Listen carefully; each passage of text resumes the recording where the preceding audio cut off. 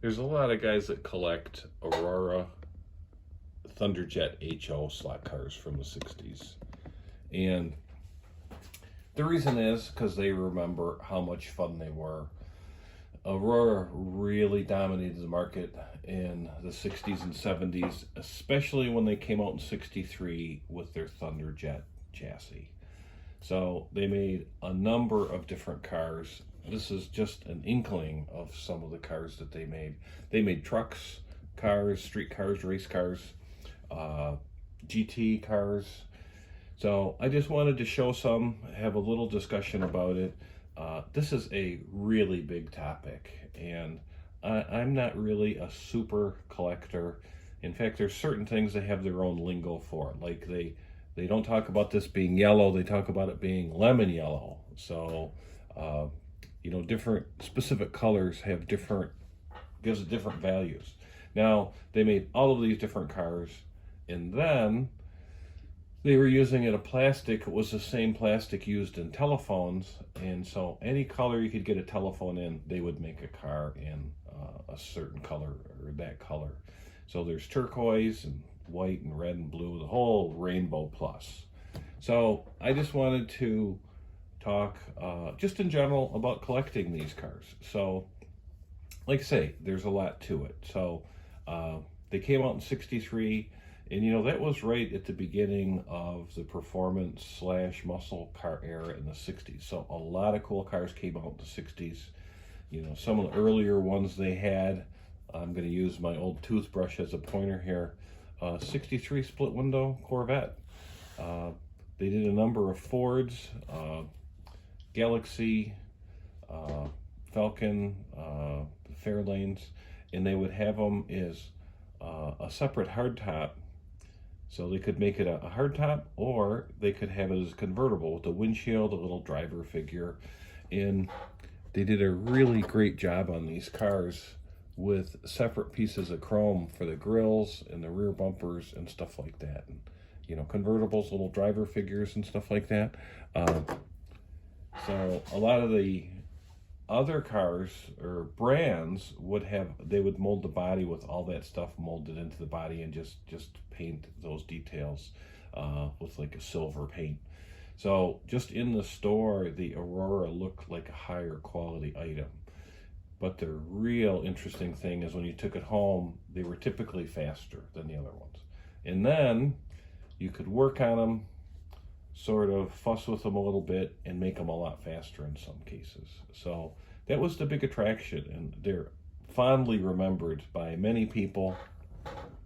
This is a good example. The Jaguar doesn't have separate chrome bumpers, so that's what the competition was doing. But still, looks really good.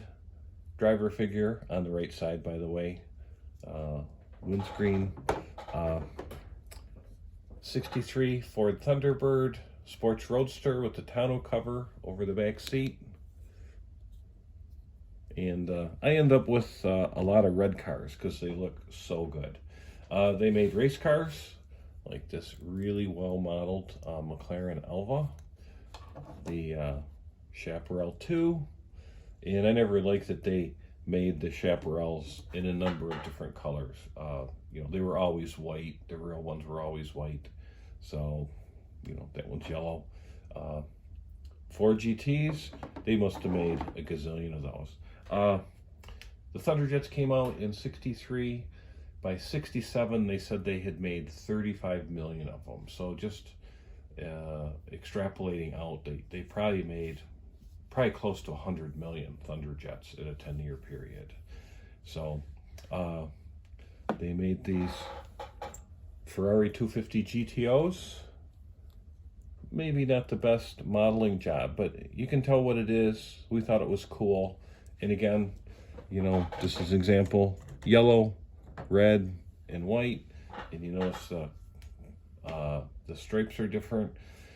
So that's the other thing. You get into all these little different versions of like convertibles with different color interiors or different color stripes. Or in the case of the Maserati, these usually had stripes on them. This is a Maserati 3500 GT. The real cars are great. I'd love to own a real one. Always did. Most of these had stripes, but some of them didn't. It looks really good in red without the stripes, but like I say, I got a thing for red cars. One of the more popular cars they made was this 41 Willys. You know, in the 60s, a lot of people were using it for drag racing. Boy, they must have made a ton of these hot rods. And everyone liked the hot rods because with the wide wheels and tires, they handled really well. And I can roll bar off there. And this should have a driver figure in it too. And like I say, the performance and muscle car period came along with the Mustangs.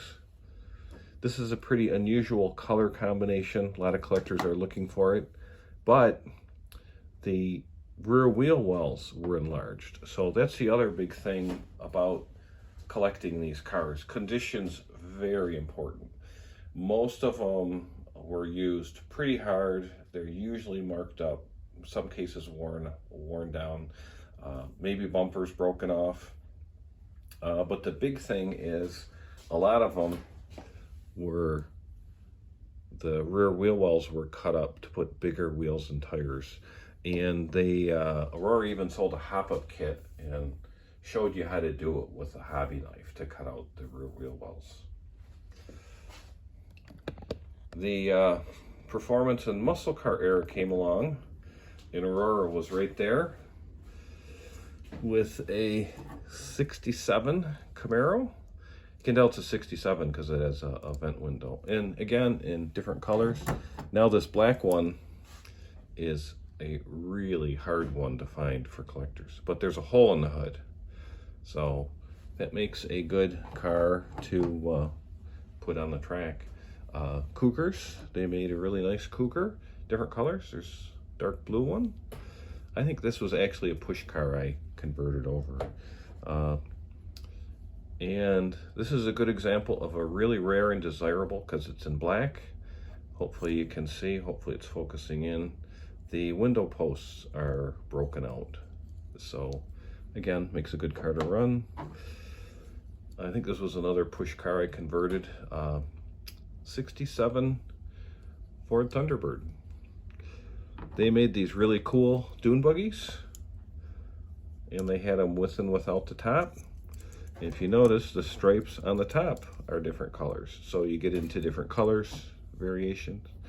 They made a really nice AMC AMX. A real popular car with collectors are these 69 Ford Mustang Mach 1s. So they made those in about, I think, 5 different colors. There's 2 shades of blue. And going along with that is the Dodge Charger. Now it's funny, they put the taillights from one model year on and they grow from a different model year. So, but the Charger is the car that they made in the most colors. There's, I can't remember how many colors, but there's a lot. Here's a lime green. Now, if I find a car in really mint condition, or ideally what you're looking for is one that's never been used, still in its original package, I don't retain those. I usually find a collector that's looking for one. Most of my cars, and there are a few exceptions, but most of my cars, I want to be able to use them and put them on the track. Now, this white one was a friend of mine that I've known since we were very young. He had a lot of slot cars, and that's the only one he kept, and he gave me that one not too long ago.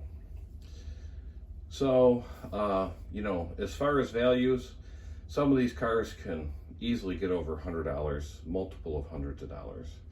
But it's, you know, you got to really know what you're doing. And a good example is this Charger, because this one, it's an injection molded plastic body, but it was made about 20 years ago as a car that had a little pullback spring-loaded chassis.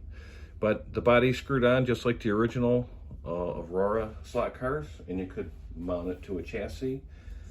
And that car, that company became Auto World. So you got to be careful.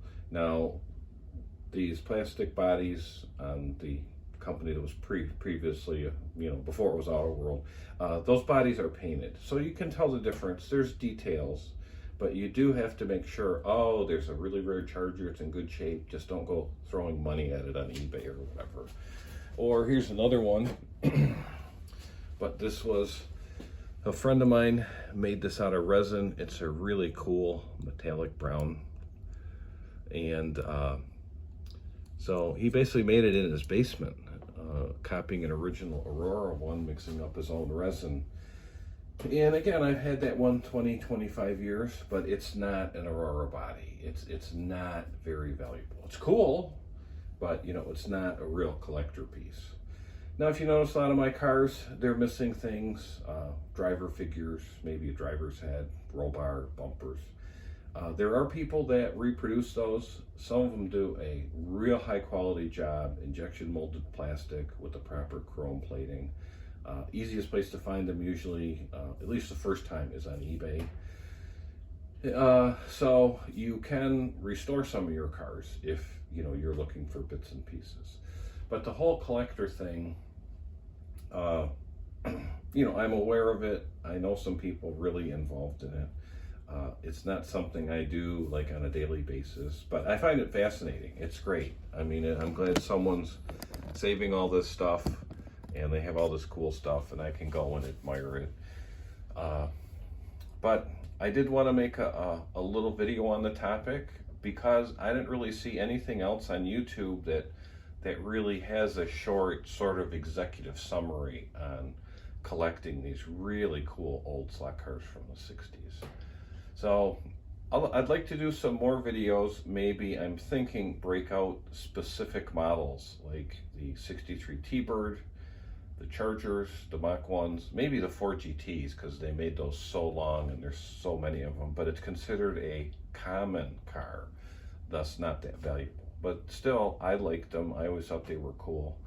They're, a real memento from when Ford was racing around the world and won Le Mans. So, anyway, like I say, I wanted to do something on collecting because I didn't see anyone that talked about these really cool cars. And they're fun on the track, that's one thing. But there's a lot of different variations, and there's some people that are pretty serious about collecting. And they're looking for some really rare, really interesting pieces. So thanks for watching. Let me know what you think, and let me know if you have any questions.